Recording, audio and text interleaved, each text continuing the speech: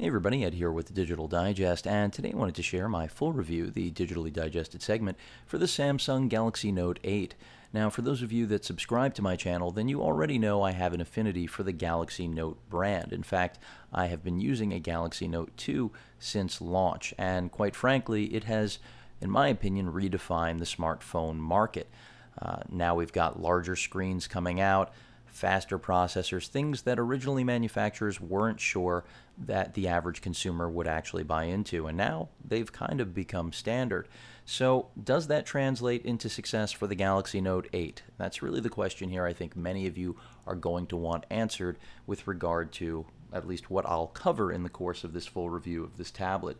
Now, I can start off by telling you that this originally priced at $400, 16 gigabyte Wi-Fi only tablet, basically the same exact software hardware that you have on the Galaxy Note 2 or Note 10.1. However, this tablet does perform a little bit better than all of those devices because the software is a little bit more polished. With those devices, the original Note 2 as well as the Note 10.1, because they launched quite a ways back, you're working with older builds of software, and even when they update things, they never work quite as well as the latest flagship product. And that's what you're still looking at here, even though this is now getting a little bit gray as well.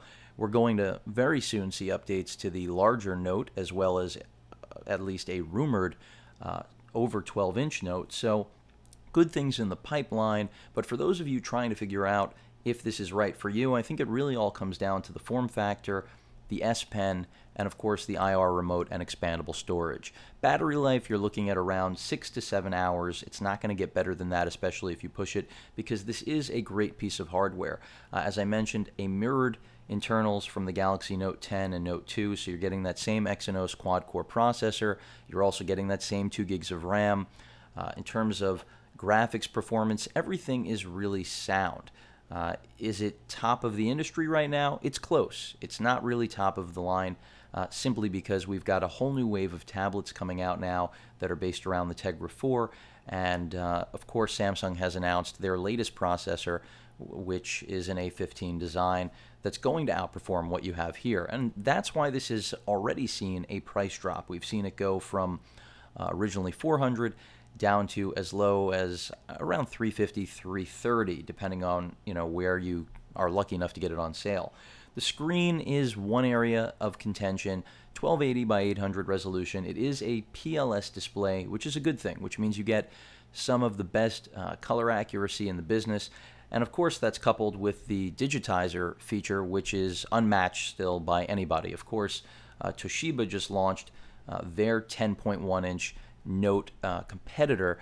Whether or not that will live up to the experience already established by Samsung for several years with the Note lineup is hard to gauge. Of course, I will eventually review that and have a comparison of some sort, but overall, I think the screen, despite the lower res when compared to much of the competition, of course, there really isn't much competition at 8 inches, but much of the competition that most will compare this to, like the Nexus 7, they will feel that the resolution is too low for the price point. What they have to understand is that despite the low resolution compared to those, I think the average consumer, the majority of users out there, really will not see a tremendous difference in the resolution found here versus something like the Nexus 7. Now, that's not to say that the latest Nexus 7 screen isn't better for readers. I think it is. If you plan on using your tablet mostly for e-reading, then the extra resolution is warranted. But otherwise, pixel density is really all about marketing.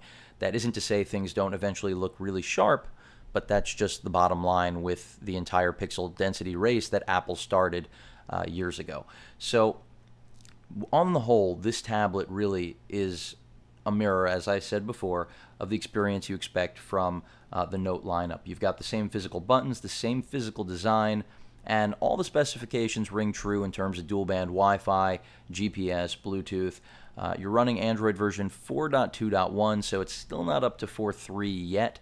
So keep in mind, this is clearly not a Nexus. You're not going to have direct updates from Google, but one thing I will say in Samsung's favor, and that's part of the reason that they are extraordinarily popular, is that they do provide and manufacture the most polished tablet, in my opinion, on the market out of the box. And that's one of the reasons they're looking for a premium on a tablet like this. You do have the multi-window feature. The hardware buttons, I think, are definitely a bonus, but that is a matter of personal opinion because for many of you, you would prefer to have the on-screen buttons like the ones that are found baked into 4.3 on a Nexus 7, the latest gen, of course, as well as other tablets, the original Nexus 7 as well. I personally would rather not have those buttons take up screen real estate. Also, the extra inch here of viewable space compared to most 7-inch counterparts really is significant, and I think the 8-inch size is the sweet spot in my opinion. Unfortunately, the only thing that I wish this screen had, which it doesn't, is I wish this had been a Super AMOLED display. I really think had it been, I wouldn't eventually be coming down to the fact that the price point is still too high for this tablet currently, especially with the launch of the brand new Nexus 7. And had it had an AMOLED, maybe that wouldn't be a mainstream marketing feature, but I think that people would have been wowed. Whereas the PLS display is very, very good, arguably better than the IPS display found on the Nexus 7, even though it doesn't have the extra resolution. So it's really a matter of what your eyes can see. I think if you depend on reading glasses, you're going to have one view, and if you don't, you'll have another. I think that's really the way to get to the bottom of things when you talk about screen resolution and how important it is to your experience as a user. Let me take you through some of the software because I've talked about the hardware, price point, battery life, and overall just everything works as it should. So in terms of software, you may have noticed as I've flipped through the home screens on this tablet, there's a lot of custom software that the Galaxy Note brand brings to the table. And that not only is the S Pen, but it's the entire portfolio of experience that Samsung wants you to have, unlike the pure Android experience you'll get from a lot of other devices, namely Nexus branded tablets. So in the app drawer, this is stock, you can see we've got an alarm clock as well as a brand new Note HD application, which is unique to the Note 8 and definitely designed for it. And as you can see, it shows the entire instructional layout for everything on the tablet here in terms of using the application. And basically, this is just a Note application on steroids. Definitely, if you plan on using the S Pen, this is a must-have application and clearly one of the best featured elements, in my opinion, of the entire Note brand, because no one else has matched the actual experience, let alone the software. Not going to dive too heavily into that, just wanted to show it off briefly. The camera functionality is pretty solid, more advanced than what you'll find in just about any other tablet except for the Sony Xperia Tablet Z. So if you're going to compare shooting pictures with this tablet to something like the Nexus 7, there's no question that the camera on this is going to do a better job, not just in terms of still capture, but I mean the actual settings, exposure. There are a lot more flexible features on this than what you're going to find with something like the Nexus 7, and that's definitely a good thing, and it's welcomed. You saw I just hit out the multi-screen feature, which I'll be covering a little bit later, but I just wanted to share some of the elements, and of course front-facing camera there as well. If I dive into the settings, well, it's not permitting me. I had to back out first. You can see there's just a lot here, and with most tablets, you're not going to find such a deep array of features. You're going to find basically a stripped-down camera app, like on the brand new Nexus 7. And for a lot of users, that's not a big deal because, after all, I think most of us don't rely on tablets as photographic tools. Those of you who are prone to maybe think that you're going to use a tablet to take pictures probably already use your smartphone, and in most cases, your smartphone probably takes better photos than even this tablet. Only 720p video capture on the rear camera here, so nothing groundbreaking. Keep that in mind. Samsung, I mentioned we've got Chrome on board. We also have the stock kit browser, though, and that's because Samsung enhanced that quite a bit. The experience is unique, no question about it. It's not the stock experience you'll find on the kit browser on another manufacturer's tablet, and that's because Samsung has worked on their software for quite a long time, and it is something to brag about. You can see scrolling is very fluid. It's very tough to push this tablet to an extreme. It's a multitasking machine, no question about it. And that reputation was already established with the Note 2 and the Note 10.1. There's no question about it. So that's definitely a good thing. You may have noticed the backlight illumination here on the hardware buttons. Definitely good when you're in the dark.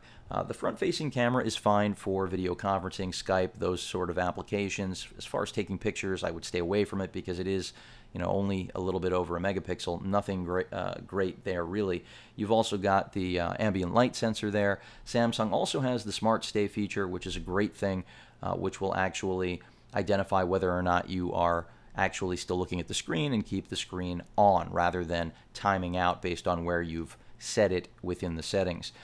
Also part of Samsung, of course, with all of their Galaxy products, this isn't unique to the Note 8 specifically, or the Note line in general, you can see we've got a very beefy lineup of controls without having to dive into settings. And this is something Samsung did a long time ago. This is not new, but it is refined. They've added things like the reading mode, and that's not really of any novelty to me particularly. I haven't noticed a great difference, but again, I think that comes down to a person's eyes individually. So, as I mentioned before, you have to really see it in person, and it'll matter whether you use glasses or not. There's no question about it. I think and if you have stellar vision, you're going to see things that other people won't. So that's what it really comes down to. But reading mode, I really didn't see anything on this 1288 by 800 resolution PLS display that was enhanced. They also have other enhancements, which I'll show you guys in the settings later.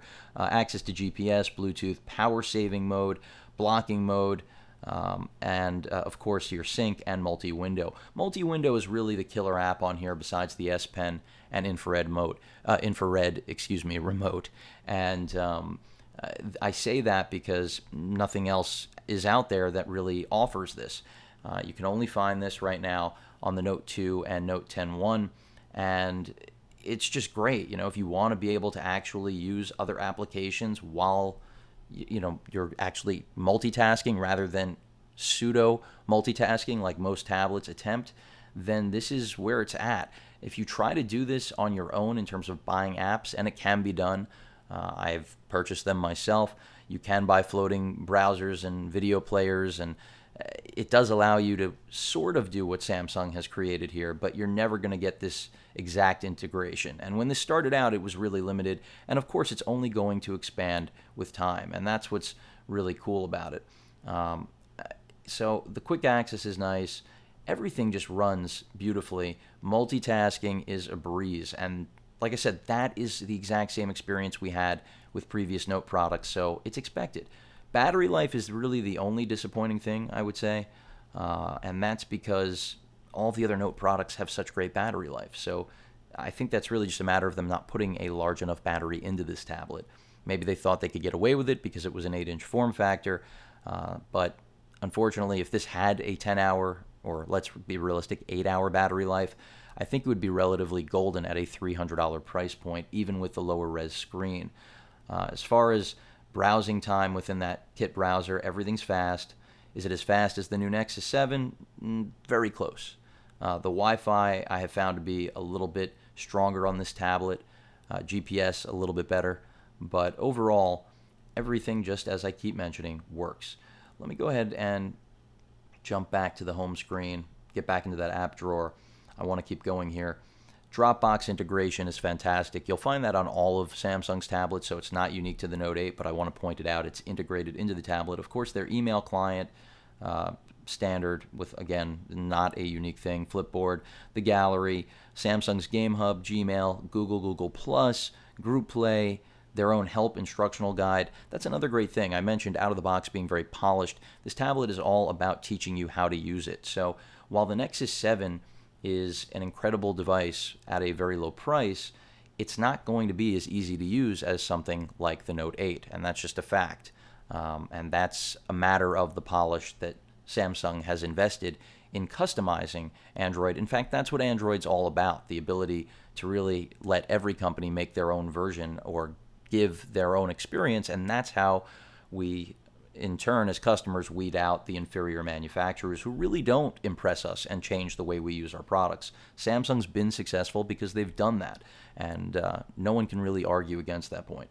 So What else do we have here? Their media hub, that's pretty much useless in my opinion. Their music player is fine. It supports more formats, much like their video player, than standard Android stock playback applications. So those are welcomed additions as well. But everything else is what you'd find stock. You also get Paper Artist, of course, for the S Pen, which is another nice added value here and ideal for those of you who are into graphic design and do plan to actually use this as a palette. And I don't see why you wouldn't, because the Wacom digitizer works quite nicely.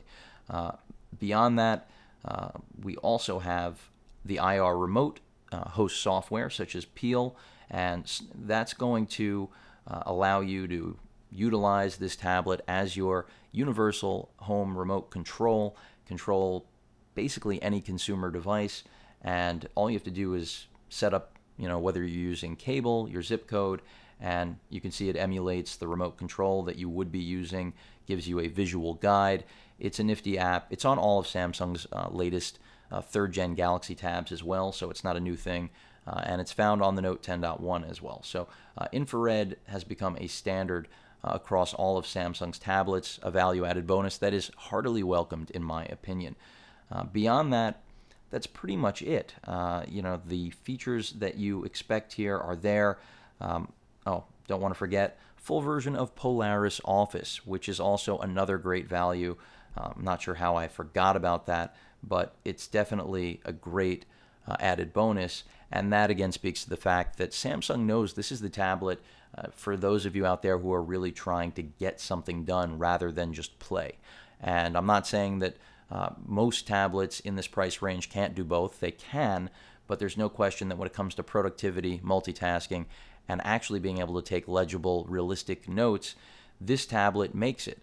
Some would argue that the Note 2 that I've been using and enjoying for quite a while now, since launch, is too small a screen to really use a pen on. Well, that's why the 8 is there. For those of you that feel the Note 2 screen needs to be bigger, that's where the Note 8 comes in. Unfortunately, there is no LTE enabled or GSM based, any mobile radio based version of this tablet yet. They do have it planned, and I think that will be very successful because with a bigger battery especially, this is an ideal device for a mobile professional that wants everything in a compact package.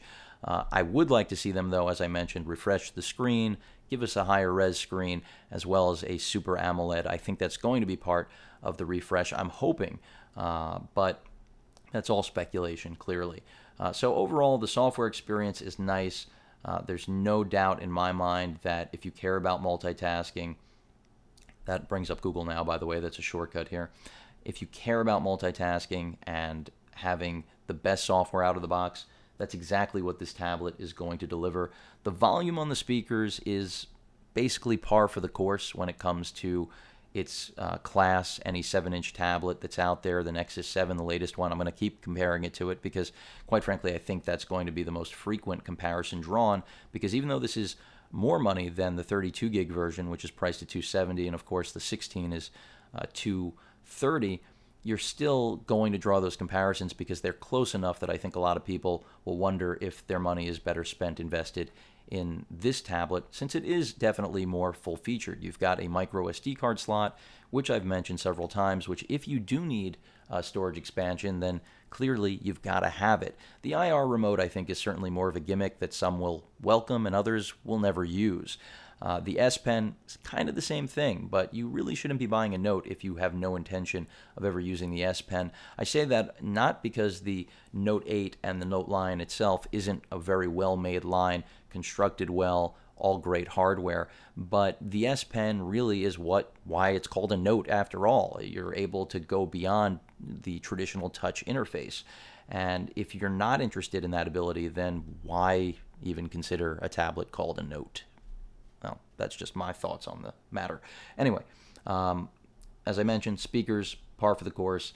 The only things really that still are going to hold most of you back from picking this tablet up really boil down to price point. And the price, like I said, is now a little over $300, which is definitely a lot better than the original 4 bills, but the Nexus 7 just still is going to, I think, compel most people away from this tablet. So until we see this at the sub $300 price point, which I think we'll definitely see come the holiday season, it probably will go even lower, then this tablet will be an amazing value.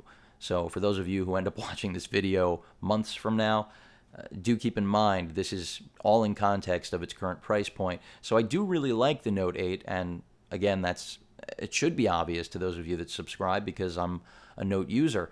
However, I still would have to say if you're on the fence, wait a little bit because there are more things coming out. However, I don't have an exact rumor on anything to replace this, so if you absolutely must have all of the features we've gone through and the actual TouchWiz experience, then I don't see any reason why you wouldn't pick this up at its price point. I still actually think it is a good value at its price. Now, that may not make sense considering what I just explained, but that's because you have to make things relative here. If the Nexus 7 wasn't around, people wouldn't be benchmarking its price and saying it's too expensive, even with its lower res screen, in my opinion. But because the Nexus brings such comparable, if not even more premium hardware to the table at a much lower price and cuts corners that the average user may not even understand or know about, then that's why, this ends up looking like an expensive tablet when in reality, I think Samsung was at the right price point where they started. Since all high-end tablets are around 500, they started at 400. It is sub 10-inch. It all makes sense. And when you look at everything else that's out there, unless we see a Sony sub 10-incher to compete with this, I really right now don't see anything else in the market other than the Nexus 7, which is a very different animal altogether, that competes with this device. So a great tablet overall, a little bit pricey, again in context of the latest Nexus 7, but a very solid performer that definitely will not disappoint anyone who picks it up. Overall, the closing for me on the Note 8 really comes down to that it is the better tablet, basically one of the best tablets out of the box on the market. And that equates to the best experience for the average consumer. But because of the Nexus 7, the new Nexus 7, the second generation's price point and hardware, it really makes the Nexus 7 the winner in the average race here that the tablets will have to, put up sales. And that's really just a matter of the fact that, as I mentioned, most consumers will not care about the expandable storage, infrared, or even the S Pen experience. And that's just the reality of the free market and pricing and what you can deliver in a quality package. So even though this is all plastic, much like the Nexus 7, I still like it. The layout is simple. It's very similar to what we find with the phones, and that's a good thing. The white really doesn't pick up a lot of fingerprints. That's also a good thing. You can see the infrared port is right there, along with the volume rocker. Trying to bring it into focus. It's not picking it up. I'll have to go from the side here. Volume rocker and the power button, and of course a reset pinhole. And we've got the S Pen right there, flanked by speakers, or I should say the speakers flank the micro USB port for charging. The micro USB port also has MLH out. So if you already have an adapter, you're in luck. You can use that. And that's pretty much it. Nothing on the other side other than the micro SD card slot. So it's a really clean tablet. Unfortunately, this is not removable. Had Samsung actually made the backside removable, then we may have been able to fix the battery life issue. That would be one thing I would suggest. That would have been a cool move considering. And for those of you curious about the S Pen, I didn't focus on it because I really think that the S Pen is really targeted at a niche, a small demographic when it comes to actual tablet sales. It's not going to appeal to every user. And obviously, for web browsing, it works. You can double tap to zoom in. There are a lot of different features if you really get deep into what they've put together, and it works nicely. Certainly, the hover feature is cool and makes navigating sites where you can't use your finger to get to the page you want to a lot easier. No missed touches when you're using something like this. Of course, you're still going to be prompted with the traditional keyboard if it comes up. There it is. And that's another part of Samsung's customization, as I mentioned, with the entire software experience, the TouchWiz overlay. You have access to voice as well as actually writing out where you'd like to go. So, oh, excuse me, I didn't write ESPN, so that was clever. But anyway, it doesn't matter because it was in a text line that was full. But you can see that it does relatively well. Had I written what I planned to, which was ESPN, you could see that it had no problem recognizing that, and you could use that. But that is cumbersome in order to actually attempt to use transcribing for web browsing. Of course, for actual conversion to text, it's a nice another added value that you're not going to find on any other tablet except for, I would imagine, Toshiba's new cloned experience. And I call it clone only because Samsung did originate with this concept. Even though the Flyer came before it, it wasn't successful. That was, of course, made by HTC. You also do have the ability to control the hardware buttons with the S Pen, something that is missing from the Note 2, which is a welcomed addition. Never really understood why they didn't adopt that. It was a really simple thing. The home hardware button, works as it should. I'm going to just jump back into show you guys in Paper Artist a little bit. And I mean, it's just, these are things that you're not going to find on other tablets. And for the average user out of the box, I think that's really relevant. But in terms of going through how you want to use this and who's going to actually use it, that's where things get tricky, because not everybody is interested in trying to be an artist on their tablet. But the pressure sensitivity, you can see, keeps up nicely. It just works well. It always has, and it's continued. The last thing I want to show all of you is within the actual settings. As you notice, we've got that bar of widgets that you can, of course, customize. But this is what I really wanted to show you. So Wi-Fi, I told you reception is strong. Bluetooth control right beneath it. Data usage, within more settings, you've got airplane mode, VPN, nearby devices, all sharecast, everything you would expect. Now, with the home screen system, you can actually, like all Note devices and the Galaxy Tab 3rd generation line, you can switch between a basic and easy mode. Easy mode literally turns this almost into an Apple-like device. That's my best way of describing it. So I'd stick with basic mode unless you really are brand new to Android and don't know where you're even beginning. Then that might be a good way to go, the easy mode. But I don't recommend it otherwise. Not going to touch on blocking mode because it's really just, it's a useless feature for most.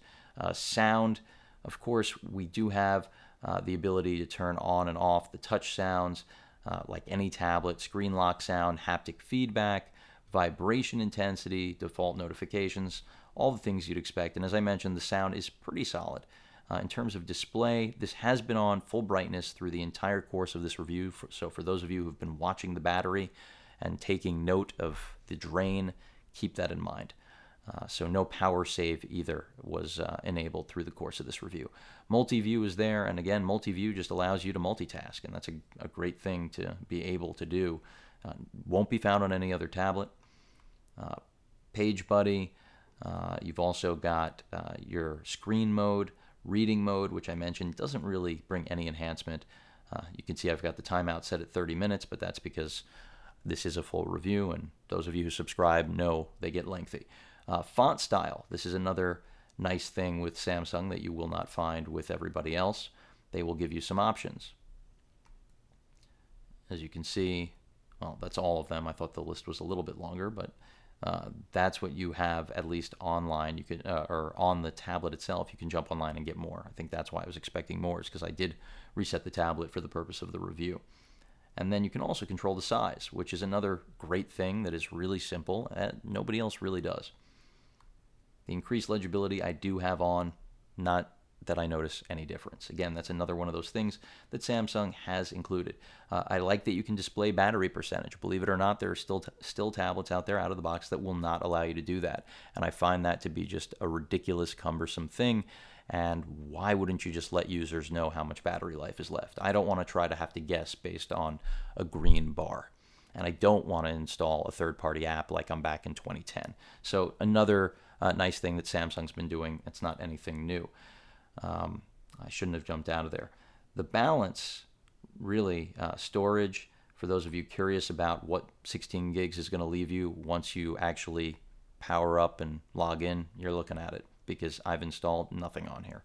So it's not a lot of internal storage, but you've got that micro SD card slot, which you can take up to foreseeably 128 gigs or even more, because since it accepts XC, even though they didn't say that on paper. So right now 64 gigs micro is the only affordable large capacity card, but in the future this will go higher as those cards come out and drop in price. So expandable storage is really not an issue, despite the fact that this is nothing to get excited about right here. Power saving mode, well, you can see what it does. I don't use it. If you do, you might see an improvement. There's some of the drain for those of you who want to see what's really pushing it. Yep, it's all about the screen. I do have brightness at full max level. Location services, lock screen, security, all self-explanatory. So nothing really to add there. The S Pen, you can see they've listed out all of the controls in terms of opening up the pop-up note. I personally am really fond of that feature, but I know a lot of you are. So basically, if you have that checked off, as soon as you remove the pen, it'll jump right into the actual note-taking application. I turned that off on my phone, so it was natural to shut it off here on the tablet as well. But Air View, that's the hovering. So that'll essentially expand menus that are tree-based and allow you to see things without you having to touch them. That's what I was specifically pointing out about when you can't touch or get access to what you want to using your finger. Quick command settings, so you can use quick gestures basically. I mean, these are all things that are Samsung only. And that is what this tablet is all about, being a Samsung experience. It represents the flagship, the best of the best, and it still benchmarks with the best of the best. But within the month, even already, as I stated, the new Toshiba tablets have landed. They aren't on retail shelves, but they can be ordered. They benchmark way beyond this. So in real world use, that's not going to make a tremendous difference to most users, especially ones who need the S Pen and its capability. But I have to let you guys know that nonetheless. Overall, really do like the tablet, if I haven't made that clear. The screen is probably going to be the biggest letdown for those of you that are going on the basic marketing specifications. But overall, I really think the 1280 by 800 PLS display is one of the better screens on the market. Does it live up to the Nexus 7 resolution? No, but you get an 8-inch display that arguably is much more of a tablet, and the Nexus 7 is arguably more of a maximized e-reader that's also a tablet in some ways. But I'm not going to even get into that. That'll be reserved for the comparison. If you have any questions or comments, please feel free to post them. And of course, as usual, please feel free to subscribe. Later.